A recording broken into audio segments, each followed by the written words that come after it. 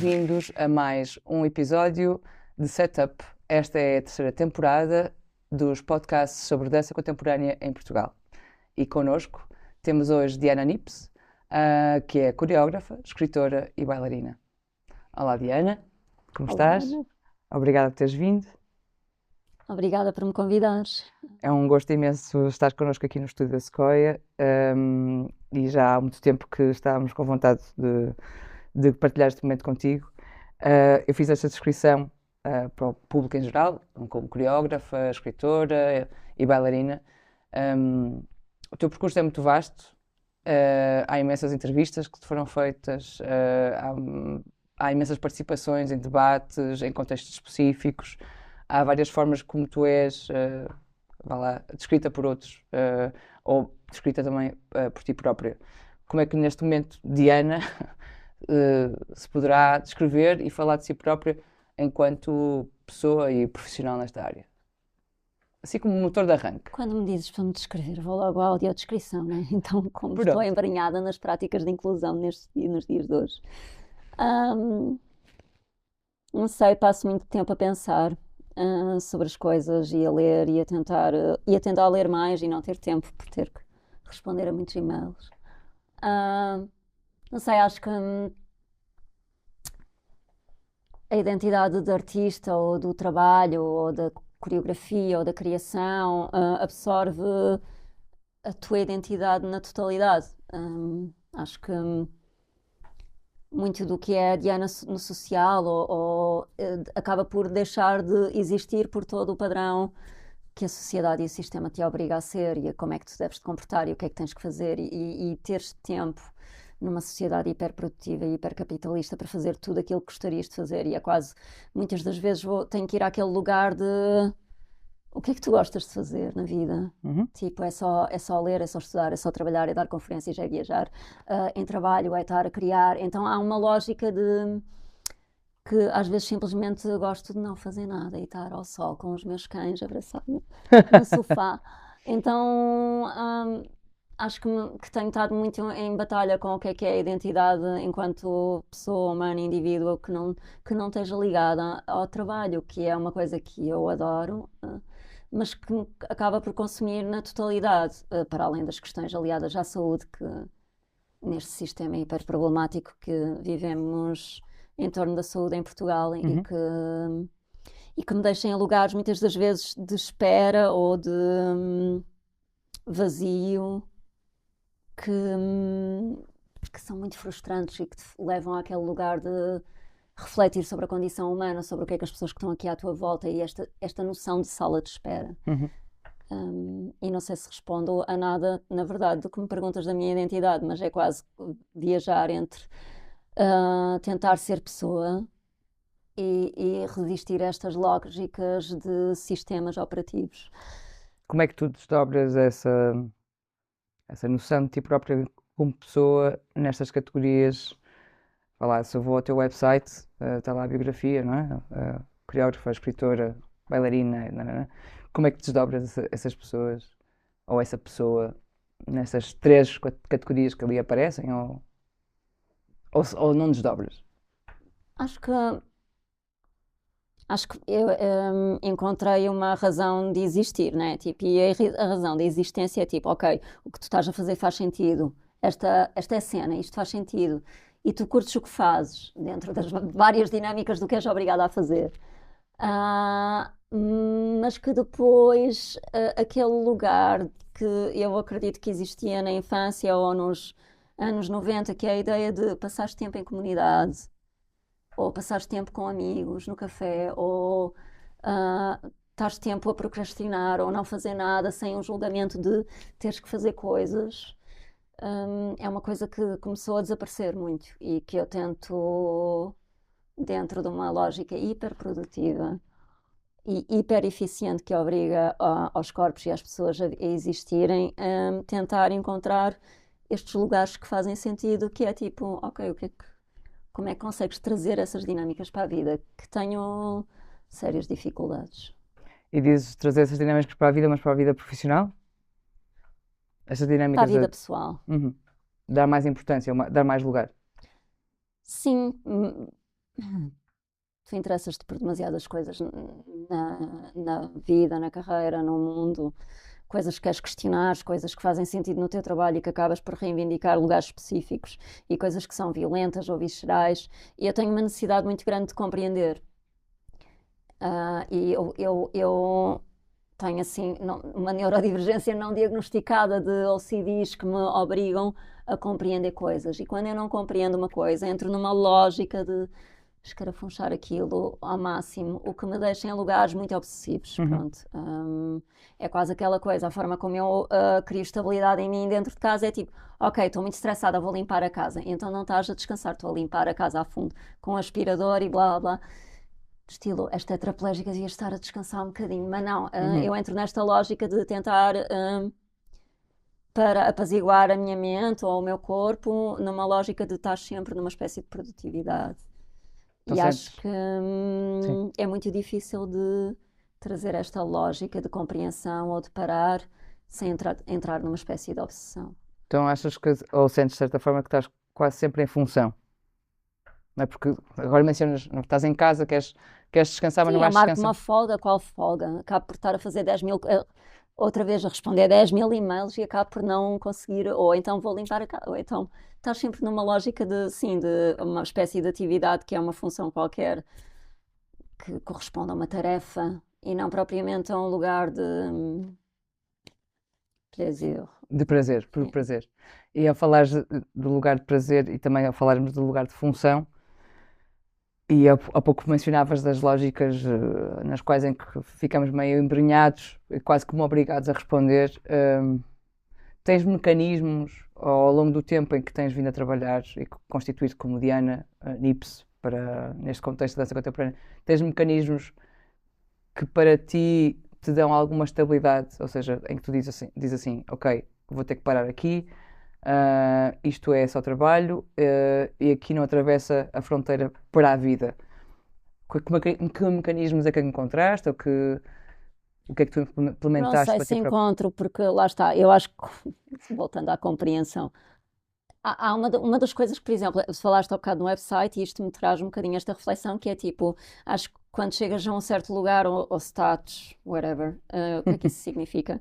Que começas a ser uma espécie de marca, né? Tipo, pronto, e que eu me resisto em observar as minhas redes sociais ou até o meu website e remover a minha identidade. E depois é uma coisa que é tipo, eu também não tenho tempo propriamente para. E depois questiono-me imenso o que é que partilhas, o que é que não partilhas. E eu vivo numa espécie de luta de missões sociais na minha existência e depois estou sempre a resistir. Ai, não podes partilhar mais um cãozinho a precisar de ajuda nas redes. Por que não? Ou de que forma é que partilhas?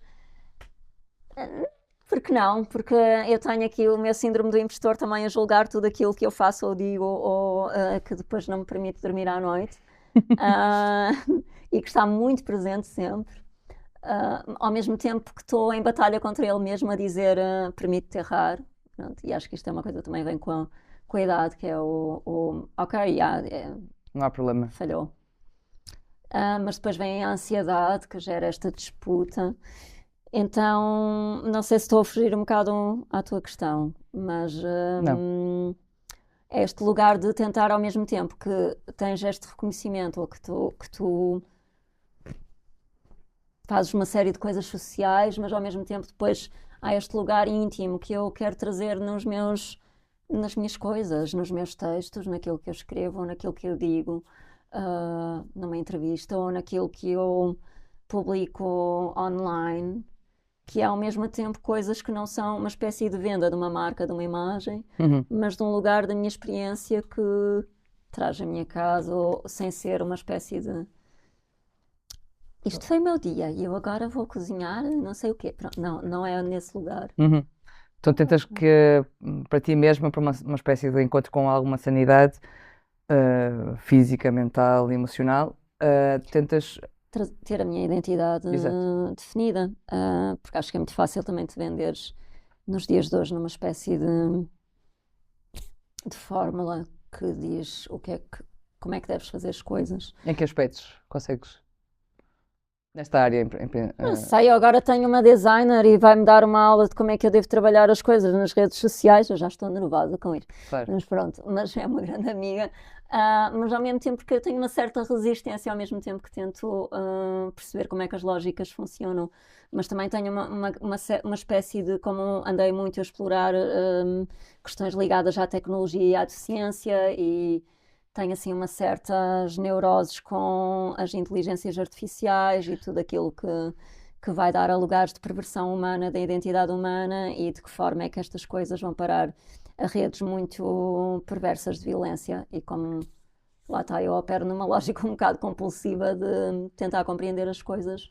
Muito do meu tempo livre também é entrar em emaranhar-me dentro de como é que estes sistemas operam, de manipulação das massas, ou de brainwashing, ou de, enfim, todas estas lógicas que, a partir do momento que tu publicas uma criança, o que é que aquilo pode acontecer com a imagem, Claro. enfim, ontem estava a ver um cãozinho que a dona estava a ajudá-lo, que ele tinha uma deficiência a fazer as necessidades e estava-me a questionar até que ponto isto nas redes sociais, por exemplo, não vai dar a lugares mais perversos e sádicos, porque o ser humano é esse.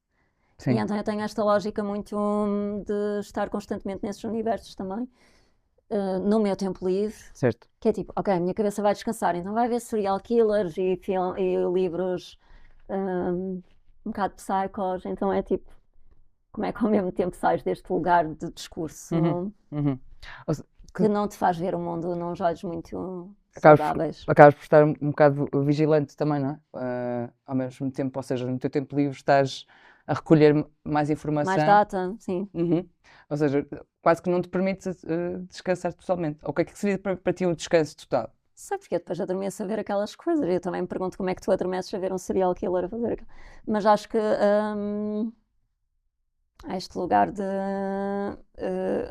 que é uma espécie de sistema operativo que entras, que é tal como fazer o scrolling nas redes sociais, em que exige uma disciplina que tu tens que resistir.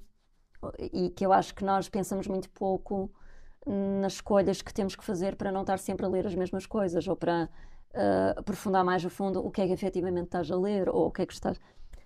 Pronto, e eu tento fazer muito este trabalho de análise também do meu comportamento. Sim. Que depois também não é muito saudável. Não, porque é uma hipervigilância, não é? Portanto, ou seja, o corpo Já em todos os aspectos. Já faz terapia. Ainda bem que tens os Há teus dias cães. Funciona melhor, há dias funciona pior. Abraçamos aos fofinhos. Exato. Ou seja, tens assim algumas vírgulas de escapes, não é?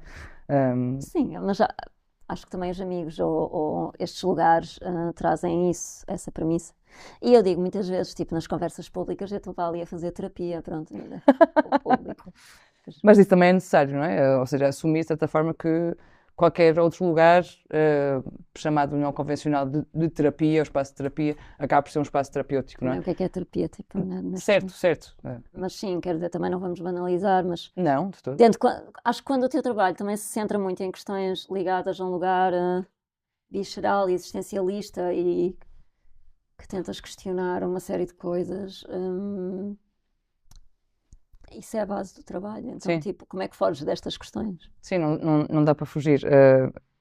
E falando em fugir, de certa forma, sem fugir, e já tocamos nestes pontos da relação entre vida e trabalho, nunca deixamos de ser, de certo modo, e de falarmos de terapia, não banalizando, como disseste, como de certa forma o trabalho e as circunstâncias onde estamos nos puxam para um certo tipo de representação ou representatividade, ou como os outros acabam por nos representar, ou aquilo que é o labeling, não é? Podemos aprofundar mais à frente, como Diana Nips é também vista pelo contexto da dança contemporânea em Portugal e até internacional, mas o que eu queria perguntar é, voltando muito lá atrás, que pontos foram fundamentais para ti, ou basilares, que para ti ainda reverberam, que partem de um momento que aquilo que nós chamamos que é a infância, não podemos banalizar esse lugar, são sítios basilares que ainda nos, de alguma forma, estruturam mais à frente. E falavas isto de amadurecer e do crescimento, e há pontos na vida que tu sentas e pensas, ok, esta imagem, ou esta situação, ou a forma de eu falar, ou este pensamento deriva dali. Há uma imagem, ou algum momento em que tu consigas sublinhar E não tem que ser um momento fofinho, não é? Ou um momento mais violento. Mas ainda há pouco falávamos da Diana, como te representas e como te identificas, e falamos de identidade. Não sei, acho que tive muito tempo à procura do que é que estava aqui a fazer neste planeta. E também de perceber, acho que o sentido das coisas não é assim tão óbvio, tipo, Uhum. na tua existência. Então, eu passei muito tempo a sentir que não pertencia a lugar nenhum e que não me adaptava em lugar nenhum e que não e de certa forma num lugar bastante silencioso e de isolamento. Hum, em que, por exemplo, os meus grupos de amigos são um bocado saltibancos, estás a ver? Eu não cresci com aquele grupo de amigos que passas muito tempo durante e que define a tua vida. Por Uhum. exemplo, eu não tenho essa referência.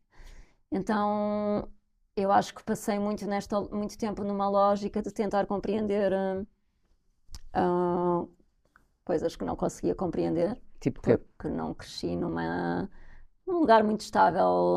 Então, crescer na instabilidade traz-nos traz-te muitas inseguranças, né? E então também me trouxe muito uma tentativa de agradar. E isto é um grande problema no nosso setor, né? Porque Uhum. quando tu queres agradar, a coisa provavelmente na sociedade ou vais parar a um lugar exploratório, porque tu estás a agradar pessoas que merecem tudo, menos que tu queiras agradá-las. Mas quando isto é uma lógica de loop que tu não compreendes que esse é um padrão, é muito difícil de o romper também. Então eu passei muito tempo dentro desta lógica de ser incompreendido ou de sentir que o meu corpo não era o suficiente ou que eu não era o suficiente. Uhum. E que estava sempre neste lugar de insuficiência. E o que aconteceu foi quando também tive o acidente, isso deixou de propriamente acontecer, porque não tinha forma, não cumpria o padrão, não havia mais o que agradar. É tipo. Na verdade, a cadeira é uma coisa que define e que se limpa Certo. muitas das coisas que não fazem mais sentido na tua vida, porque é tipo, as pessoas imediatamente ou geram proximidade ou repulsa, pronto. Claro. É automático, não é? É quase um Também sinal. por uma série de assunções e estigmas que têm dentro das suas próprias Sim. vidas, cabeças, experiências. Falavas há pouco desse isolamento e da insuficiência. Ahm, Há alguma coisa que tu destaques nesses momentos de isolamento como uma espécie de realização, ou seja, de compreenderes de ti para ti. Ok, este é o lugar onde eu estou e eu opero desta forma, seja, sei lá, em relação ao teu contexto mais emocional mais próximo, pais Sim. ou família. Ahm, Eu acho que compreendi também de que forma é que eu reenergizo a minha própria energia e eu tenho esse sentido de necessidade de isolamento, que eu não sei se veio também desta forma de crescer, Então, sim, eu curto estar sozinha, tipo, pessoas, por favor, deem-me paz. Mas porque há um fluxo de hiperprodutividade na forma como tu comunicas nos dias de hoje, uhum, de atender chamadas, de Zooms, de e-mails, há um fluxo de que eu sinto que é bastante perverso e veloz e que não te permite ter o silêncio. E uhum, eu sou uma pessoa muito silenciosa, o que é muito curioso, porque eu opero dentro do caos e dentro do ruído e sim, dentro. E depois, numa lógica que quando estou a trabalhar, estou a fazer 10 coisas ao mesmo tempo e consigo terminar todas. Sou muito produtiva naquilo, mas ao mesmo tempo eu adoro estar numa espécie de lugar silencioso. uhum, Então, o ruído, o movimento, muitas movimentações à minha volta, muita gente, faz-me stress, gera-me uhum, stress e ansiedade. uhum. Então, acho que aquilo que acabei por reconhecer ou compreender é que a minha forma de recarregar energias é dentro deste lugar de isolamento ou de poder estar É onde tu a cortas um ver os bocado. meus livros, ou a ver as minhas séries, ou enfim, Sim, até mesmo com amigos mais íntimos. Tenho um circuito muito restrito de pessoas que permito também que. Porque eu acredito também que tu dedicas muita energia nas relações, uhum, certo. e eu acho que devem de ser bem escolhidas. Sim, tem que ser escolhidas a dedo, não é? É isso. E antes de chegarmos a essas relações, há umas relações que estão muito mais para trás. Ou seja, falámos aqui do lugar da infância e como ela vai reverberar mais à frente, que é onde vais te regeneralizar através desse isolamento. Mas não tocamos naquele ponto, assim, o percurso da Diana na dança e no movimento e no balé e nos contemporâneos. Como é que ou como é que isso vai habitar a tua vida pela primeira vez? Sei que depois, claro, faz a tua formação na Escola Superior de Dança, faz Erasmus lá fora, tudo mais. Há um percurso bastante vasto. Mas no contexto em que tu cresceste, existia já esta presença artística? Qual foi o teu primeiro contacto com Eu nasci estas com uma disciplinas? luxação na anca e então tive que usar uns ferros que te posicionam as pernas assim em rotação externa, pronto. Em bebé, então eu nunca tinha gatinhado e quando fui andar tinha uma grande hiperflacidão na zona do pelvis. Uhum. E então mandaram-me ir para o balé e eu fui para o balé fazer de marinheiro e aquelas coisas que te metem a fazer quando tu é. Mandaram-te para ir para o balé. Mandaram-me ir para o balé para aprender a andar e eu fui para o balé aprender a andar. Pronto, e depois houve uma fase que parei, porque eu sou de uma terra pequenina, então não havia mais aulas de balé, então comecei a fazer jazz e depois voltei novamente a entrar no balé, mas já era mais velha, então estava a fazer com miúdas mais novas. Pronto, e o meu corpo não era um corpo que tivesse anatomicamente, não era um corpo para o balé, pronto. E o corpo desta geração de bailarinos não é dos dias de hoje, estamos a falar daquela geração em que a malta fazia cirurgias para os pés esticarem mais ou para as Exato. pernas rodarem mais para fora. Então estamos a falar de um corpo absolutamente ditado segundo uma convenção que não é para qualquer corpo. Então, mas a dança, e o meu pai era pintor, pronto, a minha mãe também tinha feito dança, tinham feito balé, ambos os meus pais.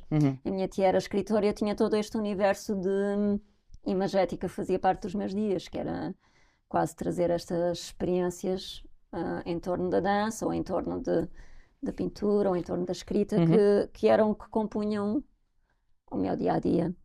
E eventualmente quando comecei a passar o tempo, tornei-me adolescente e enfim, e as raves e tudo aquilo que As era... raves, Diana, tu ias às As raves. raves. E depois ia direto para o balé e para a dança contemporânea, para a convenção, para a norma. Mas havia sempre uma coisa de desafio qualquer.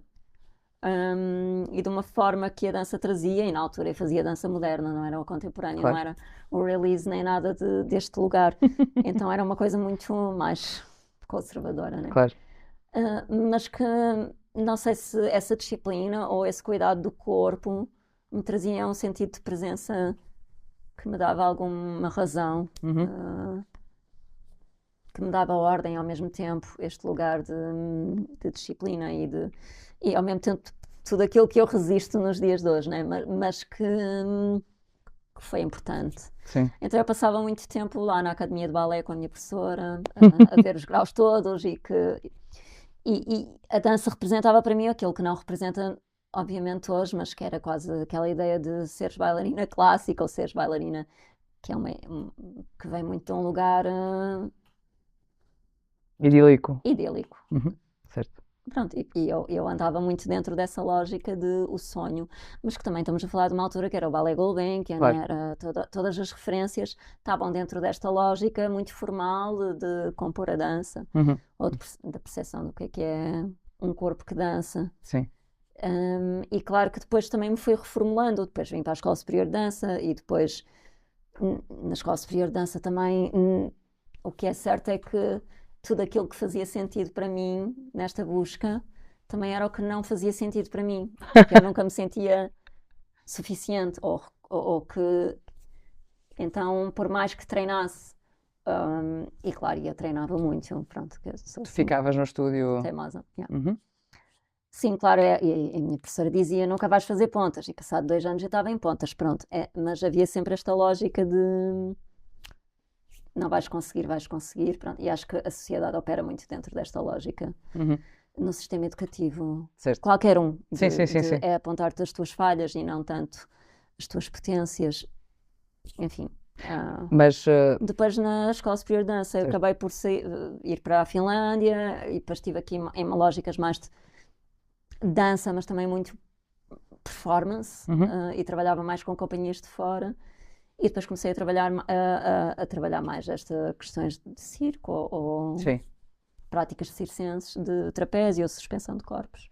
E na verdade isto interessava-me sempre muito. E depois também ia para o Butô e para essas coisas com o mestrado, mas que depois não, acho que não sinto que houvesse muita abertura Dentro dessas lógicas. dentro de uma lógica não operativa formal, Uhum. porque quando eu saí da Escola Superior de Dança só havia Olga Roriz ou Vasco Balencamp ou este tipo de companhias, e depois havia também os opostos dos conceptuais, mas que também os cursos eram muito caros, ou não havia uma abertura para tu chegares lá e dizer eu quero trabalhar com Certo. João Fiadeiro contigo. Tipo, não. Não Tipo, existia havia os isso. cursos Sim. e que tinhas que pagar e que, pronto, também... E não havia bolsas suficientes na altura? Ou não E havia acho que estás apoio? muito tempo quando sais de um curso de dança a tentar integrar o mercado. Claro. E na altura o mercado era tipo... Não era chamado... Nós queixamos-nos do mercado de hoje, mas na altura não havia... Fazias o quê? Danças comerciais. Sim, E sim. pimbas. Tipo, pronto. Que é um género, não é? Que é um género. Que é um género Não também, vou em criticar. si próprio. É só que não era bem o sonho da bailarina, Claro, né? claro. Tipo... A bailarina idílica. Exato, idílica, então... Mas não sei, há muito esta desconstrução do que é...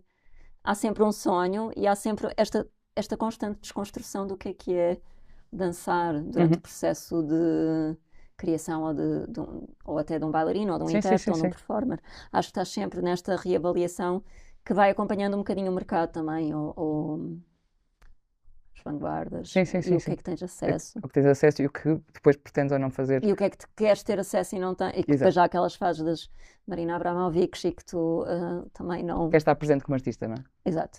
Ou Mas há... queres ir para a escola da fundação, Completamente. pronto. Mas há pouco falavas de... Mencionaste assim um bocado en passant, não é? A tua questão física, como o teu corpo veio ao mundo e isso acabou por te levar e mandaram-te para o balé, não é? Muitas crianças foram mandadas para o balé e não nasceram com a tua constituição Sim, física sim. e que depois desistiram e tu não. Mas, e também tocaste neste assunto do acidente e falaste um pouco sobre o circo, as práticas circenses. E há uma frase tua, vá lá, diz-me se não é verdade ou não, mas não há problema nenhum, em que tu dizes que a tua história não se define a partir do acidente. Se calhar hoje em Tem a dia... ver mais com a Diana tetraplégica e no sentido que isso se torna uma referência. Claro. A bailarina, ou seja, já era artista antes de ser tetraplégica e eu acho que isso define muito como é que as pessoas me veem, mas a minha cabeça não mudou assim tanto dentro da lógica que opera. Claro que tinha um sistema capacitista muito bem montado dentro das normas em que me regia, porque foi assim que cresci. Sim. Porque tu cresces dentro desse sistema. E se calhar algumas pessoas têm mais acesso a práticas mais inclusivas durante o seu crescimento, ou a pessoas com deficiência, ou whatever, e eu não tive, mas pronto, acho que este sistema de desconstrução está sempre um bocadinho presente. E eu quando... Tu não me perguntaste, mas pronto, eu quando tive o acidente também obrigou-me a reformular não só o corpo como a cabeça, né? Não perguntei, mas aí está a resposta, porque era mesmo esse gatilho. Não queria entrar muito naquilo que seria normativo ou esperado ao entrevistar-te. Falávamos um pouco sobre isso no off, mas de facto é para ti, é um momento em que há uma transição. Da forma como tu operas e esta introdução aqui com esta questão, esta frase, também tem a ver com outra, não é? Ou seja, quando é que tu, Diana, e disseste-me extremamente bem, ou seja, não é isso que define o facto de ter sido ou não ter sido antes artista, já tinhas essa mente a operar.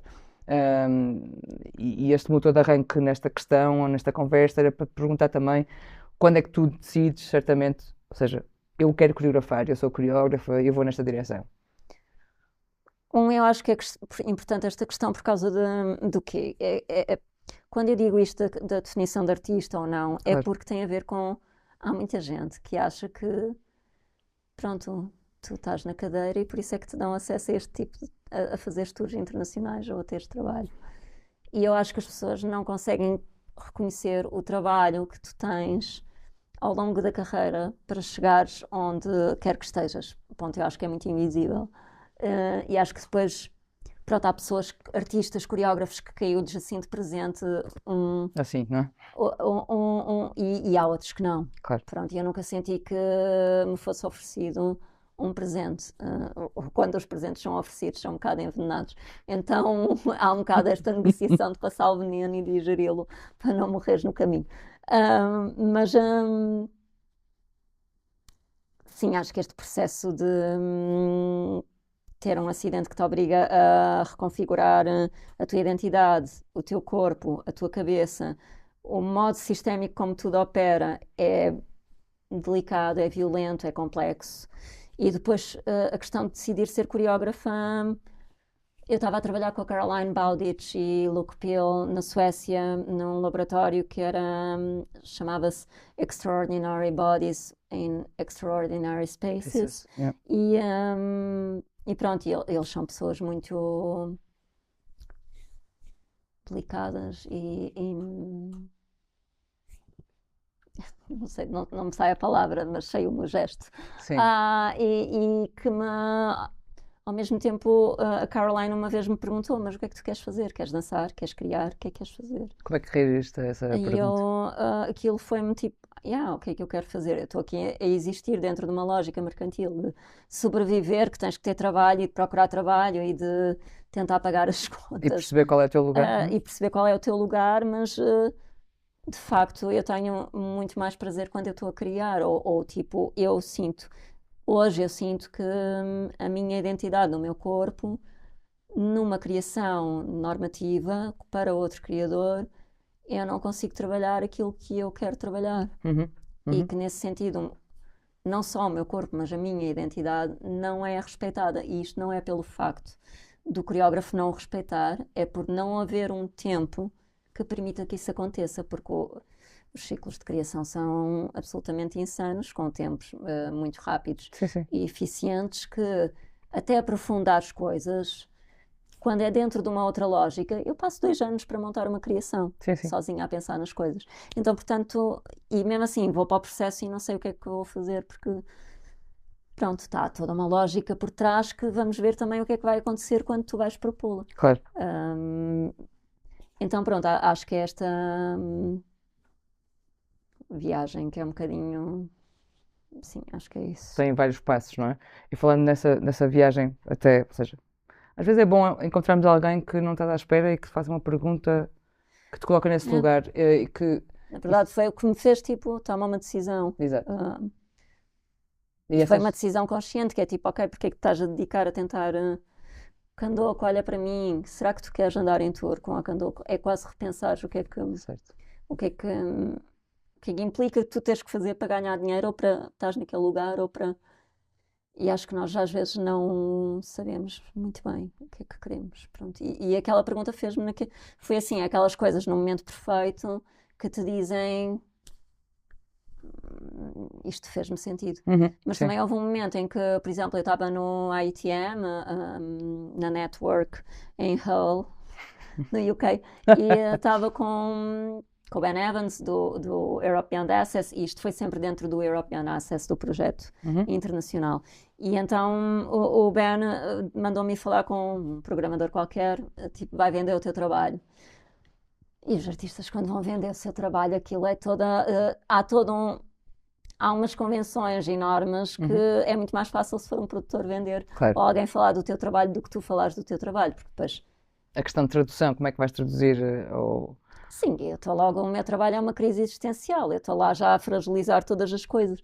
E quando, de facto, quando estás a apresentar o teu trabalho, chega a uma altura em que há uma confiança também que isto já não acontece. Mas ele virou-se para mim e ele disse-me assim: tu não podes ter pena de ti própria a apresentar as coisas, tu és aquilo que eles querem, eles recebem para isto. E acho que há uma lógica de mercado que nós também temos alguma resistência em compreender. Sim. Como artistas. Sim, essa lógica de mercado existe, fazemos parte dessa lógica de mercado, portanto, eu não sou muito apologista de estar sempre a apontar a culpa para o sistema, não é? O sistema ou a lógica do mercado. Mas há pouco falavas da criação e daquilo que trazes para as tuas criações, não é? Podes falar um pouco como é que isso tudo opera, porque há várias peças que, que para ti foram importantes no teu percurso, não é? E que se tornaram também hiper reconhecidas, como o Prémio SPA com a peça Ana Diana, o Norma, o Fora da Norma, o Infrequent, todas essas peças para ti, ou para ti, quer dizer, no contexto geral da dança contemporânea, são pontos, são marcos, não é?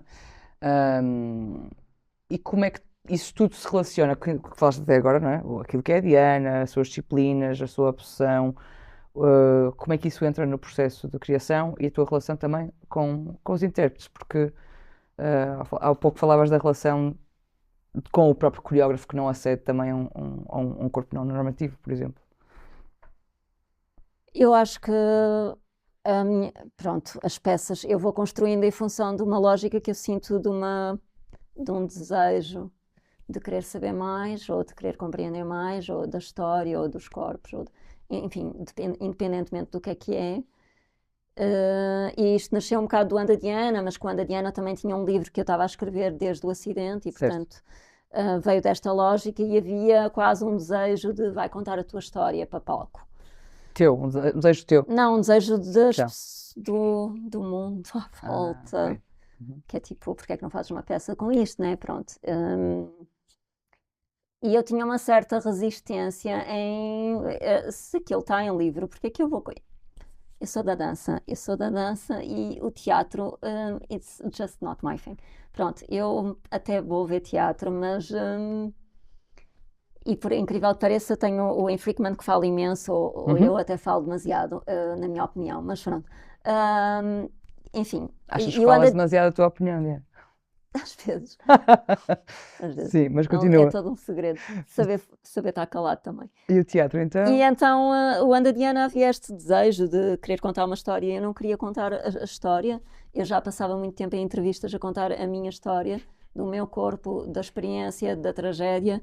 E eu não queria trazer isso, então eu estava a tentar trazer a ideia da experiência, de reformular o corpo, dentro de uma ideia de jogo, que me interessa de certa forma, que depois não se vê, mas que existe sempre nesta ideia de dominâncias que estão presentes no mundo.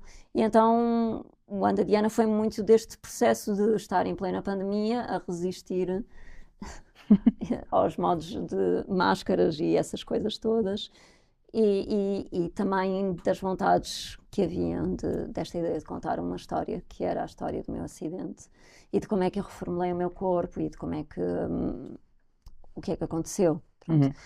Porque o livro também é muito diarista e traz aquele relato muito sarcástico, enfim. Pronto, e então o Anda Diana veio a esta peça em que, pronto, consegui um prémio, que tive que ir lá subir um degrau para recebê-lo, pronto. Mas que eu acho que isto é assim um bocado... Esta ideia de prémios ou de reconhecimento é assim um bocado... dispersa. Eu não sei até que ponto isso traz efetivamente o reconhecimento, ou o valor, ou o interesse dentro de aprofundar efetivamente o que é que está ali, ou o que é que estas pessoas fazem. Pronto, e então tenho aqui algumas questões com isso. Então, depois disso, a minha ideia era, ok, eu queria saber mais sobre o trabalho de artistas com deficiência, porque quando a Diana centra-se muito na minha experiência, mas também na ideia de identidade do corpo, certo, e deste corpo que é reformulado em função das convenções e do corpo dos outros e da dança. E já operava muito dentro de uma lógica desta ideia de não gravidade, pronto, que me interessa de alguma forma e que passo a vida a lutar contra isto, porque ela existe, né? Claro. Mas que ao mesmo tempo também vem um bocado do que é o meu fascínio no circo, mas que na verdade são muito mais as lógicas dos componentes da física e os vetores e aquilo que gera equilíbrio e de que forma é que tu estás a trabalhar a tensão dos corpos ou destes conflitos que existem.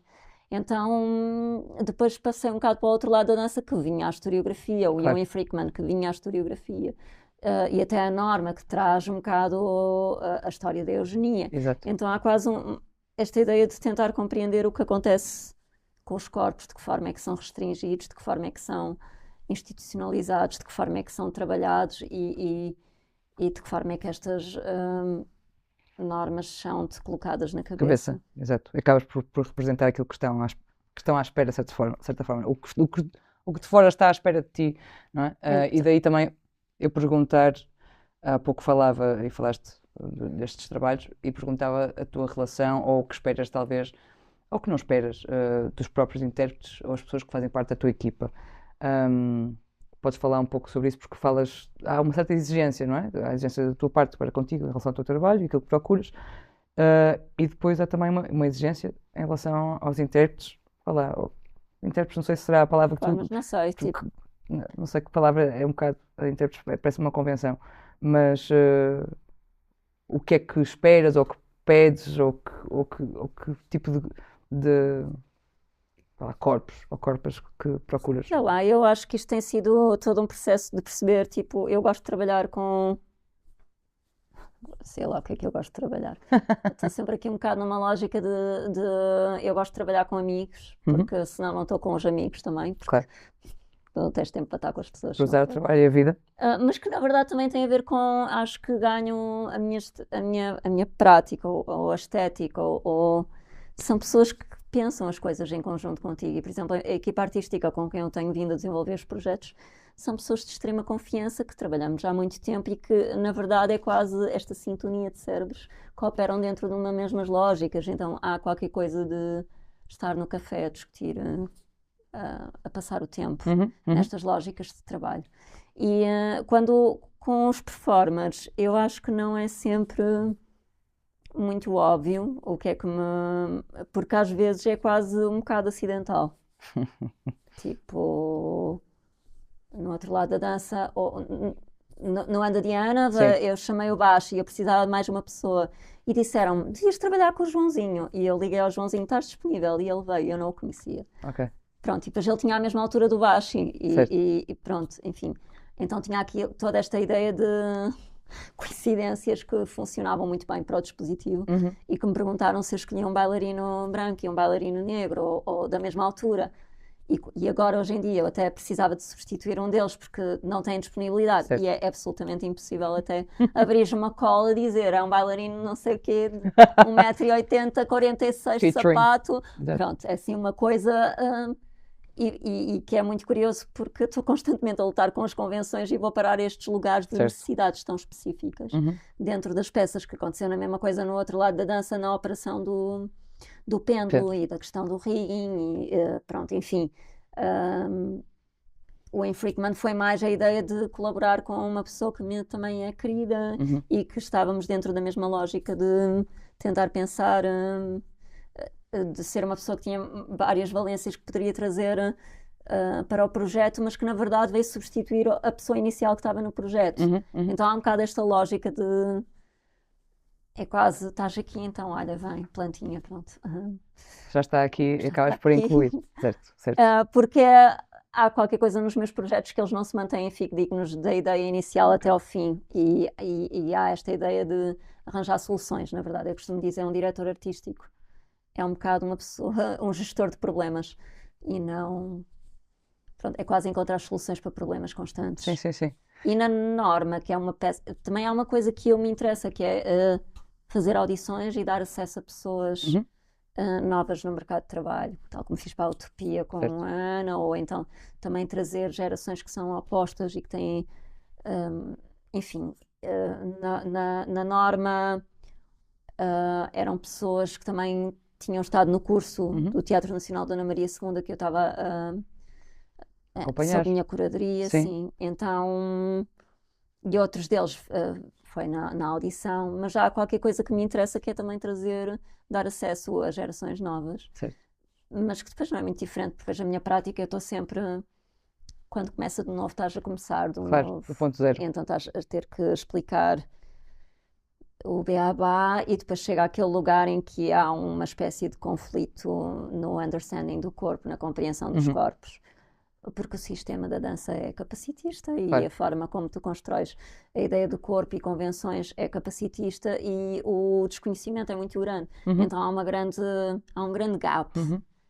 entre mim e muitas das vezes os Claro. performers e a equipa artística não, mas porquê? Porque eu também prefiro ter uma equipa que Está vou, próximo a ti. que vou criando uma relação regular Sim, e de falando confiança. dessas relações regulares de confiança e os lugares de representatividade ou representação, e do sistema, não é? Que falámos há pouco, ou aquele sistema que não estamos colocados.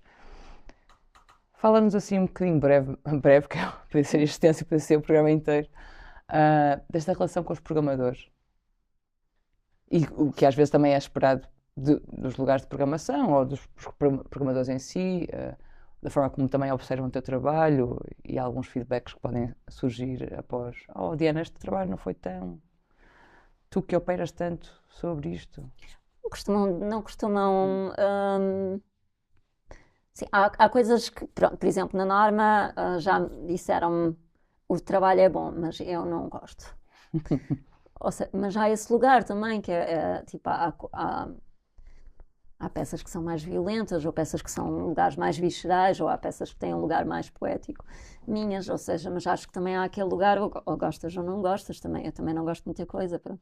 Claro, Não vou ver tudo o que existe, porque certo. há coisas que não me interessam, então, mas eu acho que tenho uma negociação com os programadores que me deixa confortável, é tipo, eu trabalho com pessoas que gostam do meu trabalho Uhum. e que, de certa forma, se estabelece uma relação de confiança, com alguma continuidade, mesmo que, ou seja, não é de ano a ano, mas de 2 em 2 anos, ou tipo, há uma qualquer aproximação mais profunda em torno daquilo que eu estou a fazer. E que às vezes, como tudo, as pessoas excedem limites naquilo que dizem ou naquilo que fazem, pronto, mas que na verdade eu acho que faz parte um bocadinho do que é o sistema operativo de criação, que Claro. é tu ouves muitos comentários Sim, sim, sim. e depois tu Sim, e a partir. levas muitos feedbacks Claro. e geres em função daquilo que te faz sentido. Sim, sim. E também apontava um pouco essa pergunta para esse campo, porque me parece e sinto que, apesar de tudo e aquilo que tens feito nesta área, dentro da especificidade, também não queres que te tornar completamente e em contínuo dentro, como um símbolo ad eterno que representa X, ou como a eterna vogal sobre, e às vezes as programações ou os contextos quase que te trazem para esses sítios, não é? Sim, mas ninguém quer ser instrumentalizado ou tokenizado, não é? Tipo, Claro. pronto, mas o que eu acho é que eu tenho uma tentativa constante de dar acesso a outras pessoas ao mercado e então, apesar de muitas das vezes saber que isso não é reconhecido Uhum. por parte externa, eu tenho esse desejo e sei que faço isso constantemente e no meu dia a dia. Certo. E isso ocupa muito do meu tempo. Muitos dos parceiros, muitas das coisas que podiam estar a ser investidas para mim e que não estão a ser. E que esta relação também às vezes é um bocado dúbia para mim e de amor-ódio, porque depois também dás tanto que depois às vezes também te podes ceder os teus próprios limites. Certo. Mas que eu acho que é importante não haver uma única voz, ouvir vozes de mais artistas com deficiência. E eu sinto que, mas não é só do artista com deficiência, eu sinto que a criação contemporânea portuguesa é muito breve, pouco estruturada, pouco aprofundada, muito fugaz, numa lógica muito hiperprodutiva, De resposta. até de resposta ou de compreensão, ou até de termos de prática de exercício, e que eu acho que permite muito pouco pensamento crítico em torno das coisas. Uhum. E pronto, incluindo na norma, pronto, e aprendendo com os meus próprios erros, é tipo uma das coisas que eu acho que é importante, é estar a ver coisas, a pensar sobre as coisas e a questionar as coisas e em torno disso tentar fazer alguma coisa sobre isso. Um certo melhoramento e ter alguma distância para perceber como é que de alguma forma pode ser repensado, não é? É tudo tem que ser entregue de uma forma muito rápida, muito fugaz, o cotidiano também vai refletindo isso. Sim, mas eu acho que a forma como se trabalha a composição coreográfica é muito dentro desta lógica. Sim, sim. E acho que tem que haver uma grande resistência também por parte dos artistas em dizer não, não é assim, ou mesmo quando tu estás a trabalhar um curso ou uma formação ou a dirigir acho que tem que haver uma série de normas ou regras que tu asseguras que estão a ser cumpridas. Certo. Quer para o teu bem-estar, quer para o bem-estar das pessoas. Sim. E também sinto que quando a coisa chega a um lugar de conflito, as pessoas têm muito medo de conflito. E E afastam-se. então, em vez de resolverem ou de tentarem aprofundar, vão fugir dele. Que eu acho que é uma péssima solução, porque não vais resolver nada ao fazer de conta que aquilo não existe, Certo. né? Então, pronto, não, há um problema para tudo, vamos para aqui. Sim, isso é particular também na forma como, sei lá, aquilo que te caracteriza, não é? Aquilo que investigas, vamos tocar um bocado ali na ferida, porque há uma fragilidade, mas também é um risco, mas ao mesmo tempo é uma força. E isso também são componentes que aparecem nos teus trabalhos, ou melhor, na tua investigação, diria, não Sim, é? sim. E há pouco falavas, pronto, do dia a dia ou do cotidiano, e falavas de regras ou de formas de comportamentos de estar, e muitas coisas me foram mudando. Há diversos manuais de acesso a ou Sim. de estar em certos sítios e estruturas físicas que são sítios onde todos nós trabalhamos e operamos. O que é que tu dirias em relação à diferença, ou se não há diferença, entre um rider técnico e um rider do cotidiano? Sim, eu tenho. É diferente, mas eu tenho, por exemplo, quando estou em tour, eu envio um rider de acessibilidades, que tem uma série de. Eu acho muito curioso que quando eu digo rider de acessibilidades, aquilo que eu me lembro é que a primeira vez que eu criei o rider de acessibilidades, e havia muita resistência às pessoas em olharem para aquilo, era Porquê? que as bandas de rock antigamente diziam tipo, eu quero amendoim maltesers amarelos. Completamente. E E não a só. malta tinha que tirar todos os outros maltesers e pôr ali. E tipo, ou entre outras coisas, enfim, dentro destas lógicas Sim. operativas. Mas pronto, por exemplo, eu sei perfeitamente se as pessoas leram o meu rider ou não quando vão mandar uma fotografia do hotel e aquilo tem um desnível para eu ir tomar banho. Sim. Mas também, como por exemplo, eu chego ao espaço de ensaio e se tem lá um colchão de yoga ou não, que eu também peço. Mas que isto são coisas que caramba, o baixo tem quase 2 metros, eu tenho que pedir uma cama maior nos hotéis. Claro. Tipo, as pessoas têm especificidades e eu acho que também não percebo. Eu percebo que estamos todos com demasiado trabalho, todos em burnout, e ninguém tem tempo suficiente, porque não há pessoas suficientes para fazer a quantidade de trabalho que têm que fazer. Certo. Sim. Agora, também acho que tem que chegar a um lugar em que as pessoas dizem não, é preciso mais, já chega, ou não, isto não serve para mim. Tipo, tal como eu digo, este degrau não dá para mim. E as pessoas têm a escolha, se não quiserem, eu não vou, pronto. É preciso treinar mais um pouco o não é? Ou esse lugar de limite, talvez. Sim, e isto é uma negociação, atenção, tipo, eu escolho se quero estar aqui a conversar contigo ou não. Pronto, e se é importante para mim ou não, independentemente do que é que, se a lógica às vezes é mais difícil de chegar aqui porque tenho um desnível ou Certo, whatever, pronto, certo. e isto é um exemplo, não é? Porque eu acho que as coisas também se fazem, agora acho que também se tem que tentar corresponder a um lugar em que toda a gente está mais confortável. Portanto, e isto eu vejo na forma como tenho estado a operar nas criações, mas principalmente na minha nova criação, em que tenho estado a tentar fazer um esforço significativo, que era trazer uma equipa mais diversa, em que os corpos não parecem todos fotocópias que saíram ali da academia, Certo. não sei de onde, porque ver os corpos de dança hoje em dia parecem todos iguais, ou então parece que saímos todos de um lugar assim um bocado de... Ou que se movem de uma forma muito semelhante, não é? Muito semelhante, e que depois também acho que um público mais lato não se vai identificar com corpos que são todos uma fotocópia. Claro. De meninas que parece que têm 15 anos e que são magrinhas, né? Pronto. Claro. E que ainda assim as convenções da dança têm vindo a alterar ao longo do último tempo. Mas pronto, não só nisso, mas também em perceber, ok, é preciso trazer pessoas que vêm de fora, é preciso pensar na deslocação até ao espaço de ensaios, é preciso pensar se o espaço... Pronto, há uma série de coisas que Sim, acho que na criação da dança contemporânea nós deixamos de defender porque isto se tornou bastante precário. sim, para lá das especificidades e também da importância do acesso ao espaço, acesso aos meios e às condições, há aqui assim também um double turn, não é? O rider técnico, o rider do cotidiano, porque nós mesmos também não separamos muito o que é o trabalho e a vida e depois ficamos com uma ideia muito convencional do que é um rider técnico e o que é um rider do cotidiano, porque os dois estão tão próximos, não é? E se calhar isso também é preciso, de certa forma, ser repensado, porque a confortabilidade, outras formas de cuidado na forma de Imagina, receber. tu estás em tour. Eu acho que quando estás em tour internacional, tu já tens que pensar uma série de códigos do que é ok para ti, né? Uhum. Pronto.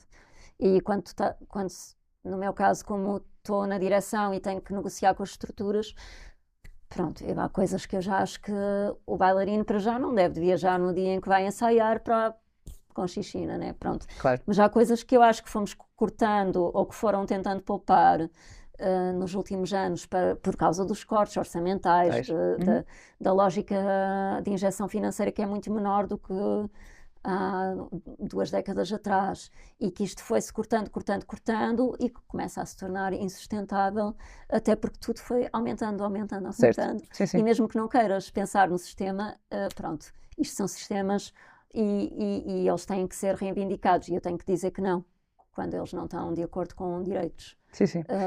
E que neste momento é aquilo que está a ser questionado também, os direitos laborais, né, na Assembleia. Então eu acho que há muitas lógicas aqui de que quando tu estás a dizer não e quando estás a fazer serviço educativo, de explicar, eu preciso de ir de carro porque não posso ir de autocarro, ou eu preciso de um dia de descanso porque eu não vou Precisa fazer dessa pausa, não é? a hora de viagens que tu fazes do avião, para mim são 4, porque eu tenho que chegar 2 horas mais cedo e sou a última pessoa a sair do avião e depois ainda tenho que ir buscar bagagem e depois ainda tenho que esperar um transporte acessível e toda a lógica de deslocação não é igual a de alguém que anda. Então há toda uma lógica em que quando se desenha um sistema que é mais fixe ou que é mais simpático para tu conseguires sobreviver ao dia, pronto, quando tu tens que justificar torna-se um problema. Sim. Mas há uma comparação que é os de spoons, eu não sei, conheces as Sim. colheres, que é tipo, Sim. ok, quantas colheres é que eu já gastei hoje para sobreviver ao dia? Uhum. E depois é, ok, eu já meti todas as colheres na máquina de lavar, como é que eu vou fazer o resto do dia? Então é quase esta metáfora de tentar percebermos que há coisas que estão nesta ideia de os riders técnicos que asseguram toda uma lógica do espetáculo, de luz, de som, de rigging, de cenografia, de transporte, de Montagem, enfim, desmontagem, montagens, material. que são importantes, e como toda a lógica de um rider de acessibilidades ou de um rider de um artista, em que eu acho que toda a gente deveria ter, que é esta lógica do cotidiano em que te diz quais são as tuas necessidades. Se precisas de uma piscina, se precisas de um quarto grande, se precisas de uma cama de casal, se precisas de uma cama de solteiro, se vens com o teu filho, se vens com... Enfim. Certo, sim, sim, sim. Sim, sim, ainda assim há umas coisas, há várias coisas a repensar e são depois lugares em que são lugares um bocado tremidos, porque é como dizes há pouco, vai gerar uma discussão, porque parecem inquestionáveis, não é? Um rider técnico é um rider técnico, o rider do cotidiano, o rider do cotidiano. Mas Bem, mas é a mesma coisa que és mãe, tens uma bebé, Claro. vais dar de mamar, estás num processo de criação. Sim. Vais deixar o filho aonde? Sim. Se vais para o Japão. Claro, certo, certo. E há pouco falavas também de outras formas de dar lugar e também poderes dar lugar a outros e e outra variedade de contextos, e tu tens esse lugar também, ou seja, não é só da criação pura e dura, da tua própria criação como coreógrafa, não é? Mas esse lugar também, há pouco falavas de serviço educativo e falávamos, se calhar também podemos tocar um pouco na pedagogia, mas para ir direto ao assunto, o teu lugar de curadoria e de montagem de programas também te dá acesso, ou seja, permite abrir assim algumas portas. E neste momento tu estás com várias coisas na mão, não é? O que é que estás a olhar? Tento trabalhar estas questões, mas pronto, eu tenho estado muito centrada em questões ligadas dos Disability Arts e neste momento muito ligadas à Creep Technique e a percepção da técnica Creep, e também de dar acesso a artistas emergentes a uma novas repensar e a conteúdos em torno disto. Neste momento vamos ter espetáculo do Projeto Reunião, que é uma criação da Inês Coias com a Mia Menezes, e que passou por um longo projeto de investigação ao longo de 8 meses com montes de estruturas, como a Terra Amarela, o Centro de Vida Independente, a Câmara Municipal de Lisboa, o Instituto Nacional de Reabilitação, e é em torno de práticas de teatro legislativo. Então traz aqui muitas questões que são importantes e relevantes em função da ideia de reformular a legislação, e dado que estamos num momento tão tremido e tão... Estamos a rever várias coisas. Abismo. Sim. Pronto, acho que é um momento essencial para ter este projeto. E que, na verdade, teremos também... É um projeto participativo, então também teremos estas pessoas governantes e tudo presentes no dia da performance para tentar reformular o que é este lugar. Tenho também a minha nova peça, o Hornfuckers, que estreia em março na Culturgest, e que vamos estar... e que estou muito a trabalhar nesta ideia de limites e não limites dos corpos, mas também esta ideia de manipulação das massas e de como é que estas lógicas acabam por funcionar. Pronto, e ao mesmo tempo como as cidades são estruturadas em função desta ideia de condução. Portanto, a dirigir para um certo tipo de leituras, não é?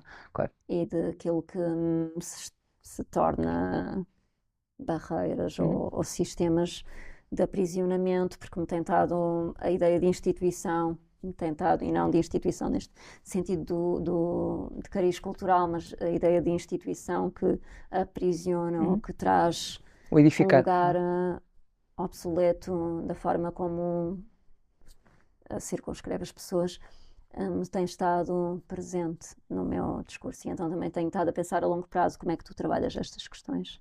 E falando a longo prazo, Diana, e não querendo interromper assim o teu discurso, como é que te vês daqui a 5 anos? Ou o que é que tu vês daqui a 5 anos? Não sei, olhas para estar viva, é o que eu tenho a dizer. Não sei, acho que estamos aqui num lugar social muito delicado, que traz questões em que as comunidades marginalizadas vão passar e estão a passar por lugares que podem ser muito dramáticos e trágicos, e que me preocupa muito. Então tenho sempre quase esta ideia de um fim, estás a ver, que gostava de não ter. Então é quase esta ideia de resistir em sobrevivência, mas que também me questiono até quando irá existir. E porque tu vês as políticas todas a mudar muito rápido e as coisas mudam muito rápido. E eu sinto muito isso. Então espero continuar a estar a conseguir fazer o meu trabalho, ou estar a continuar a conseguir fazer, reivindicar lugares específicos e trazer acesso a mais artistas com deficiência, ou repensar as práticas e aquilo que fazemos em termos de inclusão ou de criação social ou não social, mas também pensar as políticas e tentar. Gostava de conseguir continuar a fazer a minha investigação e estas coisas que me dão prazer, como escrever, como criar, como ler, como estar aqui a conversar contigo. Certo. E é isso que é um bocado estar nas minhas mãos neste momento, é um bocado o receio disso. Sim. Não estar nas nossas mãos. Sim, é um pouco estranho não estar a sentir isso neste momento, não é? Que não está nas nossas mãos. E como é que podemos reagir? Já acho que passámos por isto na altura do Covid, que é tipo, houve aqui aquela ideia de isolamento, e neste momento é quase como, ok, voltamos a viver toda uma experiência de violência que está Sim. Ou ela tornou-se mais visível sem qualquer vergonha, porque ela sempre esteve aí de alguma forma. Sim, agora saíram todos da tumba. Estão expostos. Poderias ainda dizer que o estranhamento e a imperfeição são deslumbrantes? Ainda sentes isso? Sim, eu acho que o ser humano é perverso, é sádico e vê-se cada vez mais.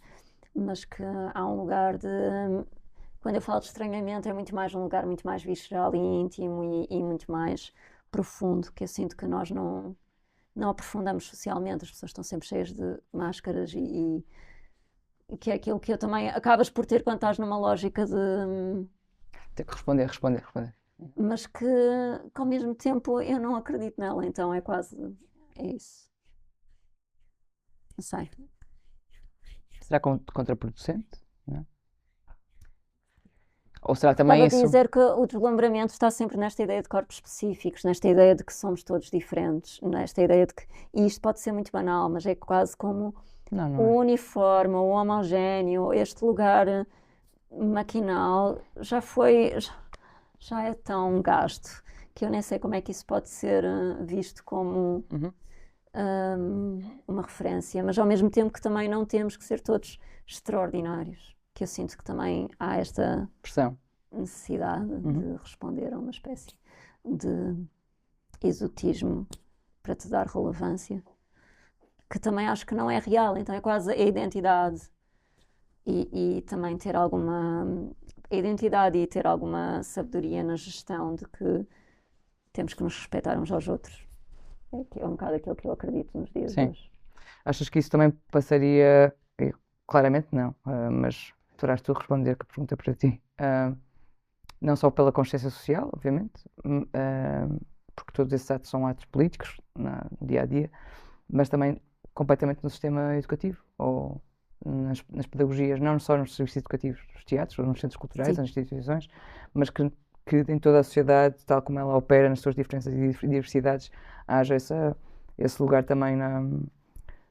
Sim, mas quando tu falas de educação e Claro. vejo o que está a acontecer nos dias de hoje com crianças que ficam com os dedos amputados, Uhum. não sei, eu tenho aqui uma certa resistência de acreditar que o sistema educativo funciona neste momento, na forma como está a ser trabalhado. Uhum. E pronto, há vários métodos, não é? Em que países diferentes Claro. fazem de forma diferente.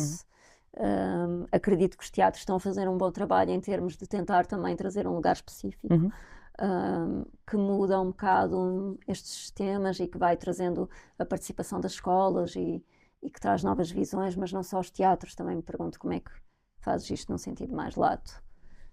Porque depois em cidades mais pequenas isso não vai acontecer. Né? Uhum. Mas que na verdade, pronto, eu cresci numa cidade pequena e eu cresci com estes lugares que não são muito pronto, que agora estão bastante visíveis, Uhum. mas acho que é preciso reformular as coisas de uma forma que neste momento não está a acontecer e que nós estávamos num caminho. Também, na verdade, quando uma coisa muito má acontece socialmente, Certo. as coisas depois acabam por dar a volta mais tarde. Uhum.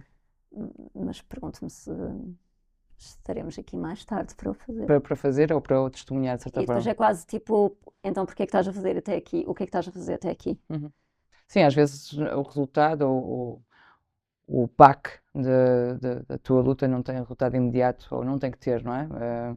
Também depende dos pares ou das comunidades que Sim, podes ir construindo e o quanto há de abertura nas comunidades que se vão construindo, porque às vezes constroem-se e fala-se muito de comunidades de cuidado para discussões e tudo mais, mas que depois elas certo. acabam por ficar meio fechadas entre elas e não proporcionam essa discussão ou essa ligação. Eu acho que estão formatadas segundo uma lógica que não é, que é uma lógica operativa ainda normativa.